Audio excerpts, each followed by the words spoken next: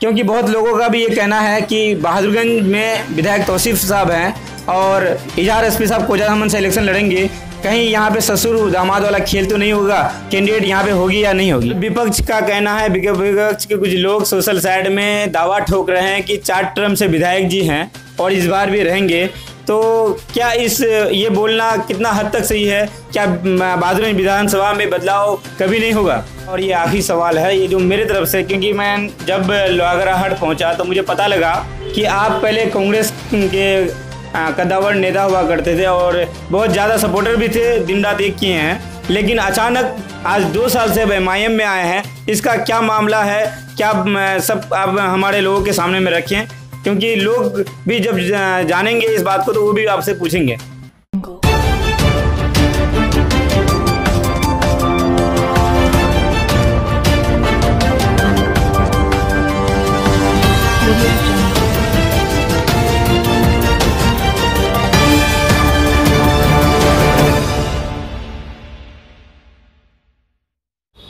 अस्सलाम वालेकुम, नमस्कार, आदाब। मैं आपका दोस्त रियाज राही और आप लोग अपना चैनल देख रहे हैं अपना गांव। दोस्तों, अगर अभी तक चैनल को सब्सक्राइब नहीं किए हैं तो सब्सक्राइब कर लें, बेल आइकन को दबा दें और वीडियो को ज़्यादा से ज़्यादा शेयर करें ताकि आपको आने वाले चुनाव के हर अपडेट को हमारे द्वारा मिलते रहें। दोस्तों, आज हमारा खास मेहमान जो हैं वह है हमारे तौसीफ आलम, जो कि MIM के प्रखंड अध्यक्ष हैं। पहले वो पेशे से डॉक्टर हैं, लोगों ने उनको जिताकर समिति बनाया, फिर वो बहादुरगंज के उप प्रमुख के पद में थे, कांग्रेस के लिए दिन रात एक किए, आखिरकार वो MIM के लिए आज 2 साल से काम कर रहे हैं। दोस्तों, कुछ लोगों के कुछ सवाल है, क्योंकि यहाँ पे अभी तक MIM का कैंडिडेट घोषित नहीं हुआ है, तो कुछ दोस्तों ने मुझसे सवाल किया था कि भाई आप जाकर के उनसे बात करें और अभी तक MIM का कैंडिडेट क्यों नहीं घोषित किया है और क्या MIM यहाँ से इलेक्शन नहीं लड़ेगी। इन सारी बातों को लेकर के आज हम उनके पास आए हैं। तो अभी हम लोग, क्योंकि बहुत लोगों का भी ये कहना है कि बहादुरगंज में विधायक तौसीफ साहब हैं और इजहार एसपी साहब कोजारामन से इलेक्शन लड़ेंगे। कहीं यहाँ पे ससुर दामाद वाला खेल तो नहीं होगा, कैंडिडेट यहाँ पे होगी या नहीं होगी। सबसे पहले मैं सभी दर्शकों को नमस्कार, आदाब, प्रणाम करता हूँ। और आपका सवाल है कि क्या बहादुरगंज में कैंडिडेट MIM का होगा विधानसभा में या फिर ससुर दामाद के खेल में ये उलझ जाएगा। बकौल हमारे प्रदेश अध्यक्ष अख्तरुल ईमान साहब, जो पहले ही हम सब के बीच कह चुके हैं कि राजनीति और रिश्तेदारी 2 अलग चीज़ है, दोनों को एक नज़र से नहीं देखना चाहिए। और मैं आपके माध्यम से बहादुरगंज में बसने वाले सभी मतदाताओं को बता देना चाहता हूं कि विधानसभा की तैयारी पूरी ज़ोरों शोर से हम लोगों की चल रही है और हमारा कैंडिडेट यहां से होगा। जैसे कि आपको ये पता है कि आपके मीम के जो कि जितने लड़के हैं, ज़्यादातर लड़के सोशल साइड में एक्टिव हैं और ऐसे भी हैं बहुत जज्बाती लड़के हैं जिसी को किसी चीज़ का ज़रूरत नहीं है, वो सिर्फ असदुद्दीन ओवैसी के दीवाने हैं। लेकिन अभी कुछ लड़के इनएक्टिव चल रहे हैं, उन लोगों के लिए आप क्या बोलेंगे, 2 लफ्ज़ उनके बारे में। मैं सोशल साइट के सभी नौजवानों का शुक्रिया अदा करता हूं कि सोशल साइट के ही वजह से हमारी पार्टी ज़मीनी स्तर पर इतनी मजबूत हो पाई है। और मैं अपने नौजवानों को, सोशल साइट के नौजवानों की हिम्मत को सलाम करता हूं और आपसे मैं आह्वान करता हूं कि आपने सही समय सही मौके पे सही मुद्दे को उठाया है और मुद्दे को उठाया है नहीं, उसका हल भी हुआ है। अब चूँकि समय इलेक्शन का आ रहा है तो आपके ईमान को ख़रीदने की कोशिश की जाएगी। सत्ताधारी जो लोग बैठे हुए हैं धन बल के बल पर आपको ख़रीदने की कोशिश करेंगे, आपके ईमान का सौदा करेंगे। नौजवानों, मैं आपसे आह्वान करता हूं कि ऐसे लोगों से बच के रहना है और अपने इलाके में जो भी अड़चने हैं, जो भी मुद्दे हैं, जो भी परेशानियां हैं, आपको उठाना है। चूँकि आप ही एक ऐसे शख्स हैं जो बेबाक निडर होकर हर मुद्दे को उठाते हैं और इंशाल्लाह आप आगे भी उठाते रहेंगे। डरने घबराने की ज़रूरत नहीं है। और जो भी हमारे विधानसभा के अंदर जो भी समस्याएं हैं इंशाल्लाह वो धीरे धीरे हल होगा। जब तक आप आवाज़ नहीं उठाएंगे तब तक यकीन जानिए कोई आगे बढ़कर हल करने वाला नहीं है। चाहे सत्ता में बैठे हुए लोग हो, चाहे इलेक्शन लड़ने की ख्वाहिश रखने वाले लोग हैं, वो उस टाइम तक घर बैठ के रह जाते हैं जब तक आवाज़ नहीं उठाते हैं। तो मैं आप सबकी कदर करता हूं कि आप शुरू दिन से आवाज़ उठाने का काम किए हैं, आगे भी आप आवाज़ उठाते रहेंगे। अपने ईमान को चंद पैसों के खातिर नहीं बेचेंगे, चाहे वो जितना भी कीमत लगा ले, आप पीछे नहीं हटेंगे। जैसे कि आप लोगों को पता है कि मेरा सवाल कुछ ही सवाल होते हैं, बाकी सब सवाल सोशल साइट से उन लोगों के होते हैं जो एमआईएम का दर्द जिसके दिल में है, जो एमआईएम के लिए काम करते हुए आए हैं। तो ऐसे में कुछ लोग हैं जो हमें आज सवाल पूछे हैं, जैसे एक तौसीफ हिदायत साहब और एमएस मजहर साहब का एक ही सवाल है कि आप पेशे से एक डॉक्टर हैं और समिति भी रह चुके हैं, लोगों के बीच में रह चुके हैं, क्या अगर आपको पार्टी टिकट देती है तो क्या आप इलेक्शन लड़ेंगे? सर देखिए, ऐसा है कि हमारे प्रदेश अध्यक्ष अख्तरुल ईमान साहब ने हमें प्रखंड स्तरीय जिम्मेदारी दी और पिछले कई सालों से तकरीबन 2016-17 से मैं इस जिम्मेदारी को निभा रहा हूं और हम लोगों ने मेहनत की। एमपी इलेक्शन में घर घर तक अख्तरुल ईमान साहब के और असदुद्दीन ओवैसी साहब के पैगाम को पहुंचाया और हम लोगों के यहाँ तकरीबन 70,000 वोट मिला है हमारी पार्टी को। आगे हम उम्मीद करते हैं कि इससे भी बेहतर प्रदर्शन हमारा होगा। जहाँ तक मेरे इलेक्शन लड़ने या ना लड़ने का सवाल है तो इसका डिसाइड मुझे नहीं करना है, क्योंकि मुझे जो भी जिम्मेदारी पार्टी दी है मैं अदना सा काज करता हूँ एमआईएम का, और हमारे जो सीनियर लीडर हैं हमारे अख्तरुल ईमान साहब हमें जो भी जिम्मेदारी दिए हैं अब तक मैं उसको बखूबी निभाया हूं। आगे जो भी जिम्मेदारी देंगे मैं बखूबी उसको निभाऊंगा। अगर इलाके के लोग चाहेंगे या हमारे पार्टी के आला अधिकारी चाहेंगे कि मैं बेहतर कर सकता हूं तो मैं उसके लिए भी तैयार हूं। अगर क्योंकि मासूम रियाज साहब बहुत ही मेहनती आदमी हैं जो और पार्टी के लिए बहुत कुछ किए हैं, वो दिन रात एक किए हैं। जब लोकसभा इलेक्शन हुआ था तो वो लोगों के घर घर जा कर के काम किए हैं। अगर आप दोनों में से किसी एक को भी टिकट ना दे पार्टी तो आप क्या करेंगे? सर देखिए, टिकट देना या ना देना ये हमारे हाथ में नहीं है, ये हमारे आला कमान को फैसला करना है। और बेहतर क्या होगा, पार्टी किसको कैंडिडेट बनाएगी वो हम उसके लिए उतना मायने नहीं रखते हैं। हमारा जो टारगेट है हम यही चाहते हैं कि पार्टी एक बढ़िया कैंडिडेट यहाँ उतारे और हम सब मिलकर उस कैंडिडेट को हम यहाँ से जिता पाए और एमआईएम की जीत सुनिश्चित करें। मायने ये नहीं रखता है कि कैंडिडेट हम होंगे या मासूम साहब होंगे या और कोई होंगे, लेकिन हमें अपने पदाधिकारियों पर भरोसा है, अख्तरुल ईमान साहब पर भरोसा है कि वो कैंडिडेट जब भी उतारेंगे यहाँ तो सोच समझ के उतारेंगे। वो देखेंगे, जांचेंगे, परखेंगे कि पार्टी के लिए कौन समर्पित है, कौन क्या कुछ किए हैं नहीं किए हैं। क्योंकि ऐसा नहीं है कि हमारे एमआईएम में कैंडिडेट नहीं है, बहुत सारे कार्यकर्ता हमारे हैं। जो हमारे एक मेंबर हैं वो भी हैसियत रखते हैं कैंडिडेट बनने का। तो फैसला जो है अख्तरुल ईमान साहब को करना है और कोर कमेटी को करना है। वो जिसको भी कैंडिडेट बनाएगा हम सब उसके साथ में हैं, चाहे मासूम हो, चाहे मैं हूँ, चाहे नफीस भाई हो। हम लोग सब एक टीम वर्क बनकर काम किए हैं और इंशाल्लाह आगे भी हम लोग करते रहेंगे। सवाल यहाँ कैंडिडेट कौन होगा, मैं होऊंगा, वो होगा, सवाल वो नहीं है। यहाँ हमें कैंडिडेट उतारना है और कैंडिडेट को जिताकर यहाँ से आगे भेजकर ओवैसी साहब को और अख्तरुल ईमान को सरप्राइज देना है।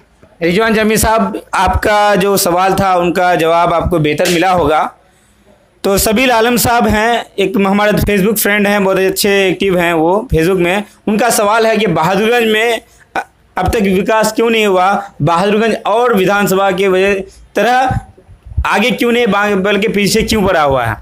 सर देखिए, इसका बेहतर जवाब तो सत्ताधारी लोग जो गद्दी नशीन बैठे हुए हैं, जो स्थानीय विधायक हैं, एमपी हैं, वही दे पाएंगे। चूँकि हमारी पार्टी को अब तक मौका नहीं मिला है बहादुरगंज का प्रतिनिधित्व करने का, तो बेहतर वही कह पाएंगे। लेकिन मैं इतना ज़रूर कहना चाहूँगा, जब आप आंख बंद कर अंधभक्ति में अगर वोट करना चाहेंगे, सिर्फ पार्टी के नाम पे आप वोट करेंगे तो यही हाल होगा। विकास के नाम पे आपको ठगा जाएगा। लोग कहते हैं विकास विकास विकास, मैं पूछता हूँ कहाँ है विकास? आज एक नदी पे सही ढंग से पुल नहीं है। आज मैं लोहागड़ा में आपको बता दूं कि अगर लोहागड़ा मार्केट के अंदर कहीं भी आपको जाना हो तो आप जूता तो छोड़िए, चप्पल पहनकर भी नहीं जा सकते हैं हल्की सी बारिश में। तो इसका जवाब बेहतर होगा कि आप उनसे ही कर लीजिए, उनसे ही सवाल कीजिए। अल्लाह ने अगर हमें मौका दिया, हमारी पार्टी को मौका दिया तो हम जो भी अधूरे काम है उसको करने की पूरा कोशिश करेंगे। और जो भी बुनियादी चीज़ें हैं, बुनियादी सहूलतें हैं, जो बुनियादी चीज़ें लोगों तक पहुंचना चाहिए, मैं पूरी कोशिश करूंगा कि लोगों तक पहुंच पाए। साफात जी हैं हमारे लौचा के और बहुत करीबी दोस्त भी हैं, फेसबुक में एक्टिव हैं और एमआईएम का बहुत अच्छे कार्यकर्ता भी हैं। लोकसभा इलेक्शन में वो एमआईएम के लिए बहुत भागदौड़ भी किए हैं, आप बेहतर जानते होंगे उनको। उनका सवाल है कि मैं एक मीम का कार्यकर्ता हूं और मेरा हक बनता है कि मैं पूछूं कि आपका कैंडिडेट अभी तक क्यों नहीं उतारा गया और आपका कैंडिडेट होगा या नहीं होगा? मैं अपने मीम के सभी समर्थकों और चाहने वालों का शुक्रिया अदा करता हूँ कि अब तक हमारे यहाँ मीम के तरफ से कोई भी कैंडिडेट घोषित नहीं किया गया है, लेकिन आज पूरे गांव-गांव में, हर घर में, टेरागाछ से लेकर बहादुरगंज तक, बहादुरगंज से लेकर लक्ष्मीपुर तक हर जगह हमारे एमआईएम के कार्यकर्ता मौजूद हैं और हर घर के लोग आपस में डिस्कस करते हैं कि इस बार एमआईएम को ही हम लोगों को वोट देना है।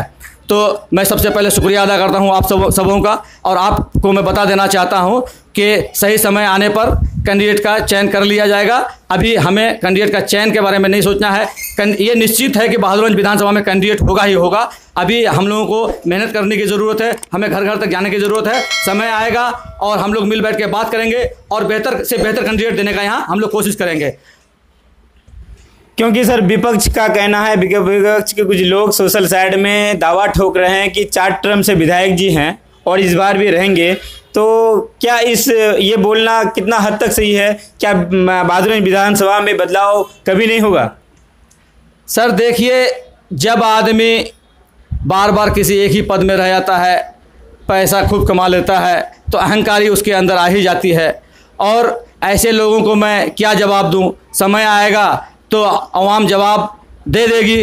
बेहतर होगा कि समय का इंतज़ार कीजिए, क्योंकि लोग यहाँ जो समझ बैठे हैं कि सिर्फ कांग्रेस के नाम पे हम वोट ले लेंगे, बीजेपी का डर दिखाकर वोट ले लेंगे, तो मैं आपके चैनल के माध्यम से ऐसे लोगों का आह्वान करना चाहता हूं कि समय बदल चुका है। कल तक हमारे यहाँ लोग सवाल नहीं करते थे, आज हमारे नौजवानों के अंदर सवाल करने की सलाहियत आ चुकी है। रही बात कांग्रेस, जो अब तक बीजेपी का डर दिखाकर वोट लेने का काम किया है, वो अब चलने वाला नहीं है। चूँकि आप देख ही रहे हैं कि चाहे मुसलमान हो, दलित हो, चाहे कोई मजबूर आदमी पर जब जुल्म होता है, इल्ज़ामात लगते हैं। पिछले 70 सालों से, 72-73 सालों से हमारे ऊपर सिर्फ इल्ज़ामात लगे हैं, हमें यातनाएं दी गई है, लेकिन कोई सेकुलर नेता, कोई चुने हुए नेता आज तक हमारे हक की आवाज़ बोलने की कुव्वत या ताकत नहीं रखते हैं। लेकिन आज हमें फ़ख्र है, हमें गुमान है कि असदुद्दीन ओवैसी साहब उन सवालों का जवाब अपने अल्फाजों से, अपने ज़ुबान से, अपने पूरी कुव्वत के साथ जब देते हैं, तो हम समझते हैं कि हिंदुस्तान में बसने वाले सभी मुस्लिम, दलित, जितने भी भाई हैं, सबका सीना चौड़ा हो जाता है। अब विकल्प हमारे पास आ चुका है एमआईएम के रूप में, और इसलिए हम आशा करते हैं कि लोग अब सारा चीज़ भूलकर असदुद्दीन ओवैसी की पार्टी एमआईएम को वोट देने का काम करेंगे, अख्तरुल ईमान साहब को मजबूत करने का काम करेंगे और अपनी हक और हकूक़ की आवाज़ पार्लियामेंट से लेकर असेंबली तक भेजने का काम करेंगे। सर एक बात और है, और ये आखिरी सवाल है ये जो मेरी तरफ से, क्योंकि मैं जब लोहागड़ाहट पहुंचा तो मुझे पता लगा कि आप पहले कांग्रेस के कद्दावर नेता हुआ करते थे और बहुत ज़्यादा सपोर्टर भी थे, दिन रात एक किए हैं, लेकिन अचानक आज 2 साल से अब एमआईएम में आए हैं। इसका क्या मामला है? क्या सब आप हमारे लोगों के सामने में रखें, क्योंकि लोग भी जब जानेंगे इस बात को तो वो भी आपसे पूछेंगे। सर देखिए, बात सही है कि मैं शुरू दिनों से ही कांग्रेस में रहा हूँ और स्थानीय विधायक के साथ में कदम से कदम मिलाकर मैं काम किया करता था। लेकिन मैंने जब बहुत सारे मामलों पे देखा कि कांग्रेस की करनी और कथनी में बहुत फ़र्क होने लगा है और हमारे स्थानीय विधायक जो हैं लोगों को इग्नोर कर रहे हैं, बहुत सारे मसाइल को लेकर जब आप उसके पास जाएंगे तो उसका वो निदान नहीं कर पा रहे हैं, तो ऐसे में मुझे लगा कि अब इस पार्टी में रह के मैं लोगों का खिदमत नहीं कर सकता हूँ। लोग, चूँकि हम लोग भी सोशल वर्कर हैं, गांव समाज में रहने वाले आदमी हैं, बहुत तरह तरह की परेशानियां लोगों को होती है और लोग दौड़ के आते हैं हमारे पास, तो हमें प्लेटफॉर्म चाहिए था। तो जब मैंने देखा असदुद्दीन ओवैसी के स्पीचों को मैंने सुना, जब ओवैसी साहब के ख्यालात को मैंने देखा, तो मुझे लगा कि नहीं, अब ऐसे वैसे पार्टी में रह के कुछ नहीं होने वाला है।